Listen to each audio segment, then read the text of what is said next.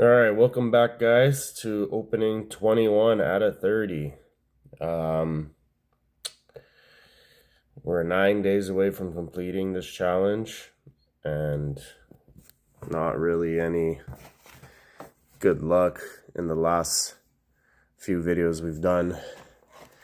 We've opened quite a bit of, as you can see, when we first started this challenge, we had packs filled. Now it's slowly getting less and less.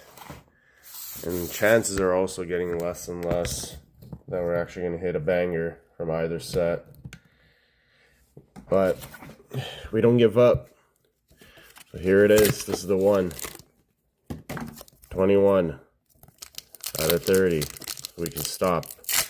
We just have to hit one of the chase cards from either sets. Let it be Phantasmal Flames. Cool card. Alright. Okay. Good Lucky Charm Green, Energy, Ape-Bomb, Ghastly, Nimble, Piloswine, Tauros, Ludicolo, a Battle Cage Trainer, Vileplume Reverse, Reverse Milcery, and a Powmot? What is this trash? Holy, it's getting worse and worse, guys. So, stay tuned till day 22. Peace.